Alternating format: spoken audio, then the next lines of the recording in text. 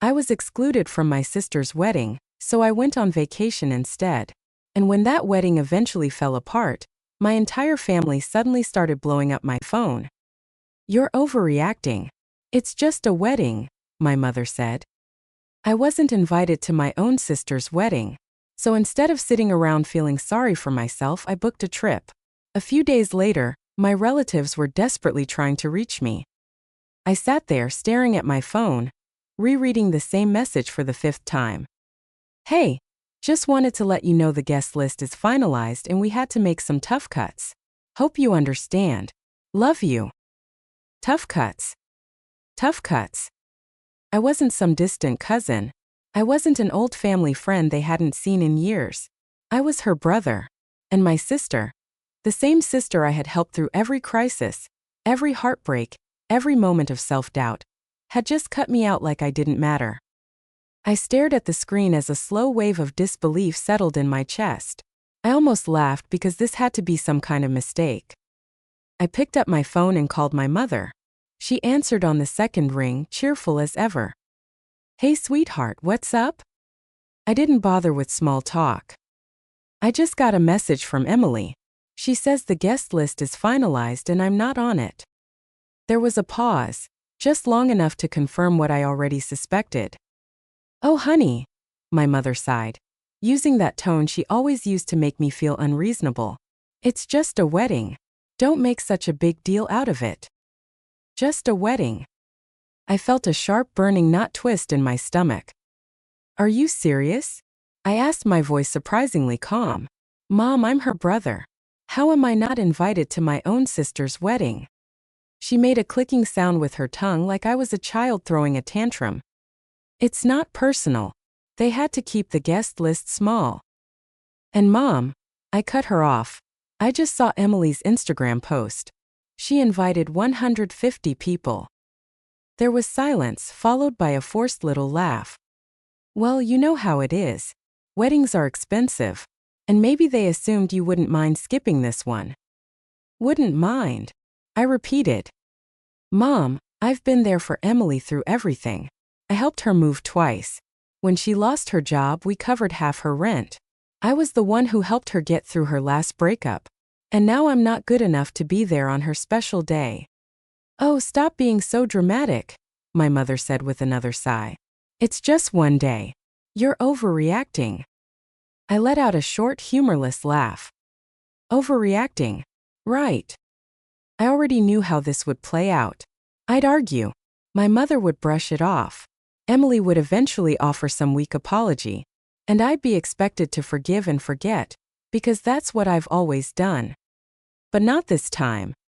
Something inside me snapped. If I wasn't worth including, then fine. I wouldn't be included. I hung up without saying another word and started scrolling through my phone. If I wasn't going to my sister's wedding, then I was going somewhere much better. I was going on vacation. And the more I thought about it, the angrier I became. I wasn't the kind of guy who got upset over small things. I had let a lot slide over the years. Emily had forgotten my birthday more than once. She only ever called me when she needed something. And our mother always expected me to be the understanding one. Emily got away with everything. But this was on a whole different level of disrespect. I wasn't going to sit around feeling sorry for myself while my sister and the rest of the family played happy little wedding without me. If I wasn't important enough to be included, then I wasn't important enough to show up when they needed me either. I grabbed my laptop and started searching for flights. If Emily was going to have the happiest day of her life, then I was going to have the best week of mine. Took less than an hour. I booked an all-inclusive stay at a 5-star resort in the Caribbean. A suite with an ocean view, spa access, and a private beach. I'd always told myself a trip like that was too expensive. Not this time. This wasn't just a vacation. It was a statement. When the wedding weekend finally arrived, I was already on a plane sipping champagne in first class. I made sure to post a photo, legs stretched out, drink in hand, with the caption, "Guess I got cut from the guest list, but I think I'll survive." The reactions came almost instantly. A couple of my cousins sent laughing emojis. My aunt, the only truly rational person in the family, commented, Good for you. You should have taken me with you. But the best reaction? That came from my mother. She sent 3 messages in a row. Where are you?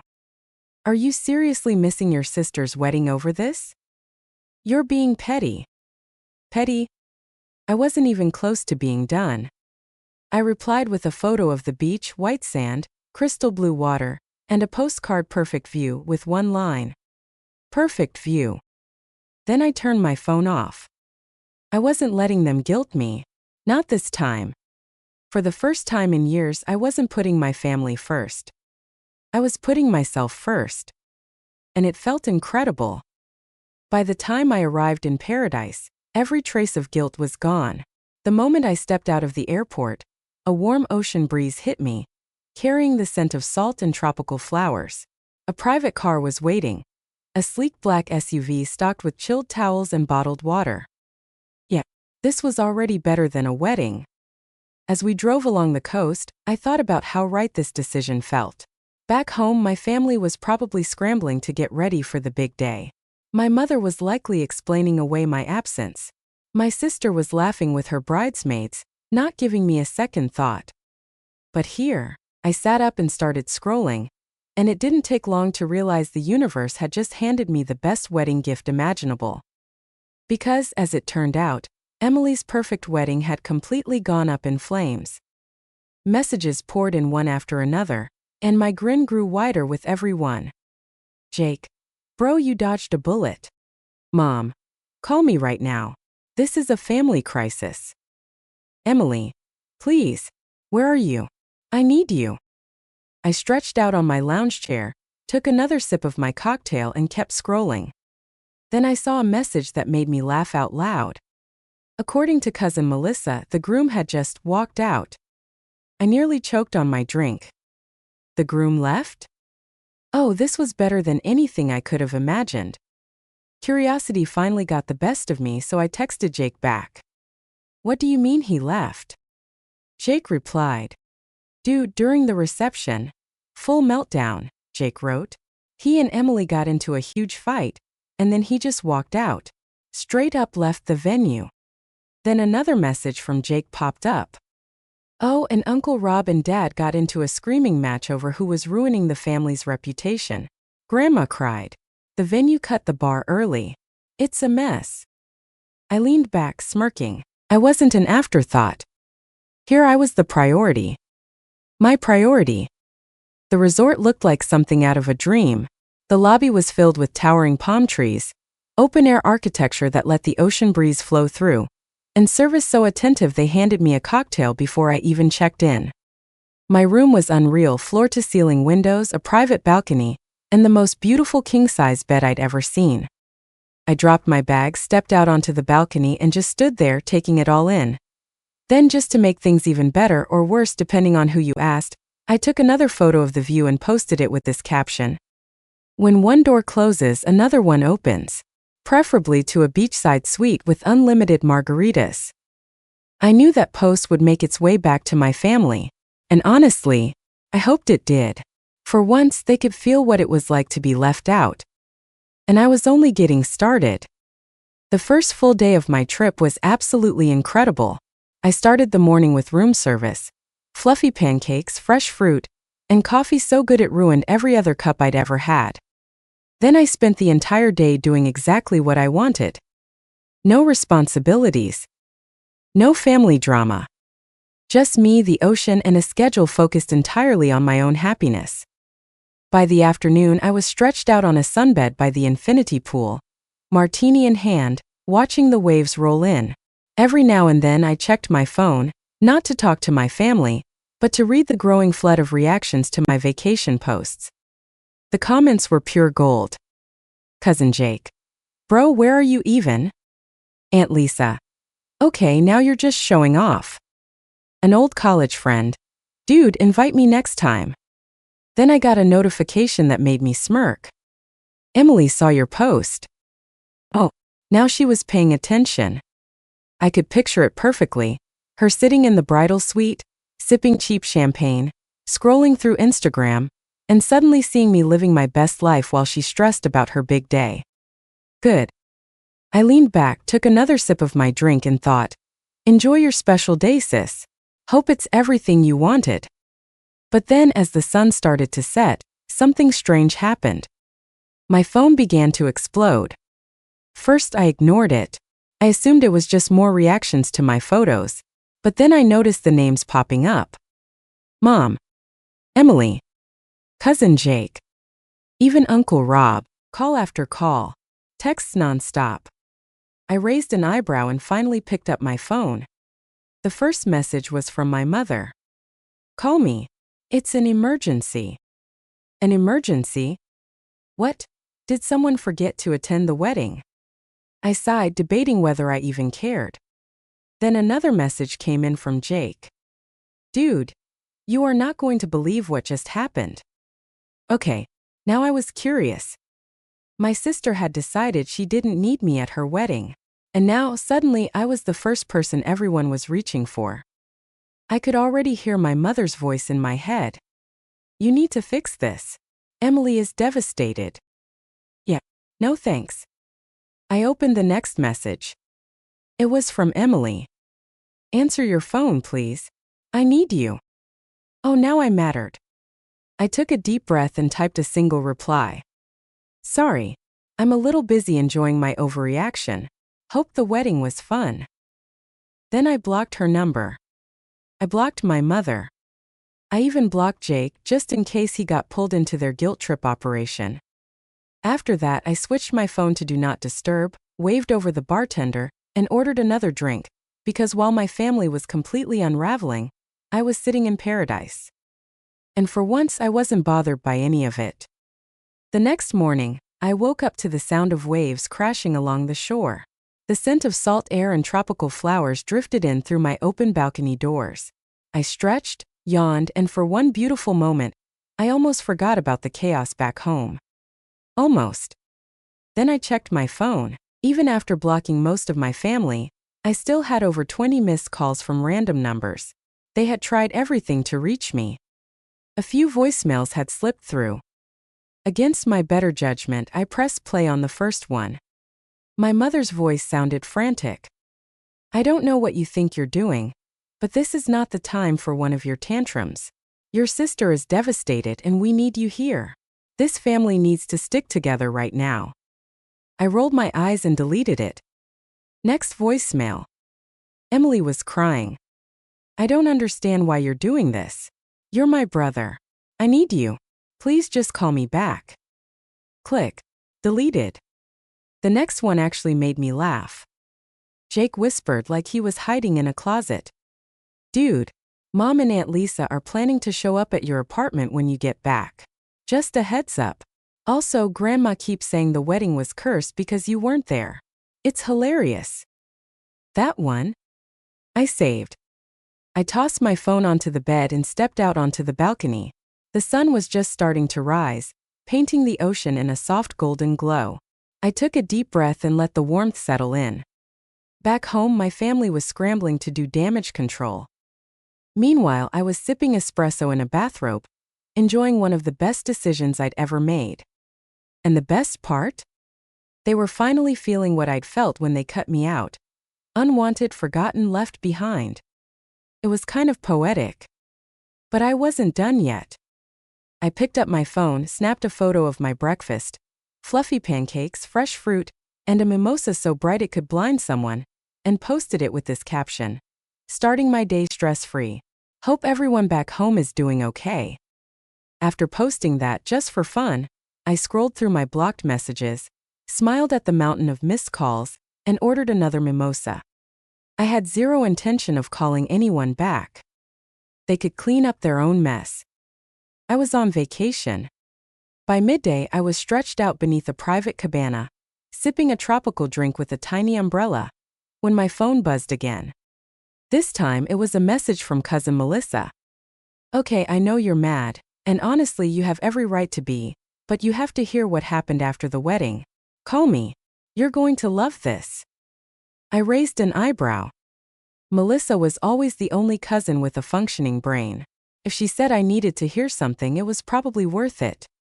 So, against my better judgment, I called her. She answered on the first ring. "Oh my God, you're finally answering," she said, barely containing her excitement. "Okay, are you sitting down?" I looked around my shaded cabana, the ocean stretching endlessly in front of me, a cold drink in my hand. "Yeah, I think I'm in a pretty good place for whatever this is." Melissa let out a breathless laugh. Okay. After the groom left, Emily had a full meltdown. And I don't mean a few tears. I mean screaming, wailing, throwing things at the wedding party. I smirked. "Sounds about right." Melissa kept going, her voice buzzing with energy. Everyone was trying to calm her down. And then Mom overheard Aunt Lisa say the whole disaster could have been avoided if you had been there. I blinked. "Wait, what?" Melissa giggled. "Yep. She said you've always been the one who fixes things when Emily spirals. That if you'd been there, you would have talked sense into the groom or handled it like you always do."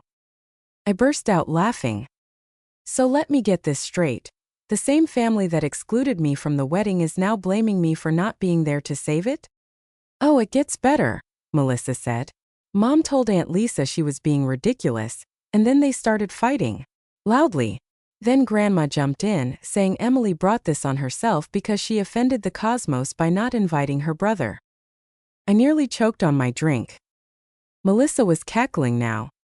She lectured Emily in front of everyone and said, "If you had treated your family better, you wouldn't be standing alone in your wedding dress right now."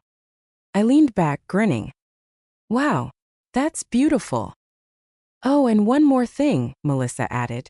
"Your mom tried calling the groom's family to smooth things over." I paused, and his mom just smiled and said, "This is your problem now." I had to put my drink down before I spilled it from laughing so hard. "So," I said, finally catching my breath, "where does that leave Emily?" Melissa sighed. "Still crying. Still blaming everyone except herself. Last I heard, she was trying to save the wedding with some kind of backup plan.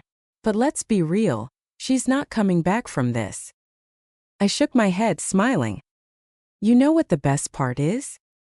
"What?" I took a slow sip of my drink. "I don't care." Melissa burst out laughing. "Honestly, I don't blame you. I just thought I'd appreciate knowing that karma did its job." "Oh, I love knowing that," I said, smirking. "Thanks for the update, Melissa." "No problem," she replied.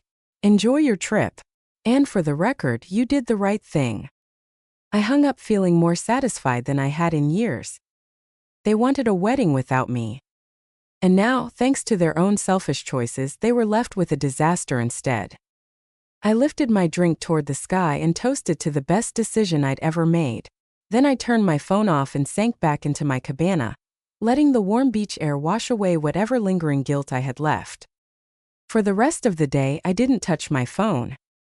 Instead, I booked a sunset cruise, let the ocean breeze roll over me, and enjoyed a 5-star dinner by the sea.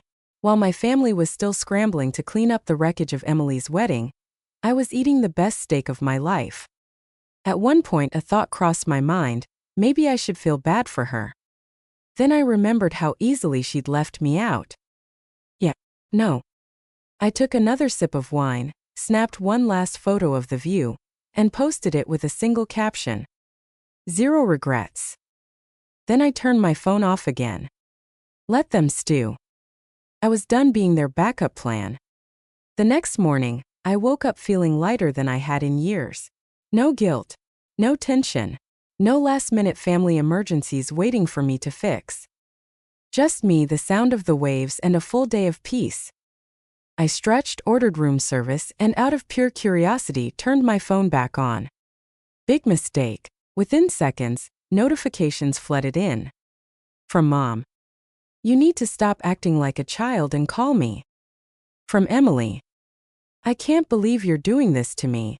You are so selfish." From Mom again. "This isn't funny. Emily is heartbroken. Do you even care?" From an unknown number, probably my aunt.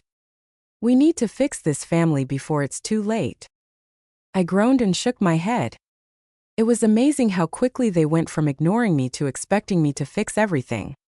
Then one message caught my eye. From Melissa. Okay, I know you're ignoring everyone, but please read this. Your mom is trying to gather the whole family for a discussion when you get back. Just a heads up. I almost laughed. Oh, they assumed I was coming back. Like I'd just walk in, let them guilt trip me, and pretend none of this ever happened. Yeah, not happening. I texted Melissa back.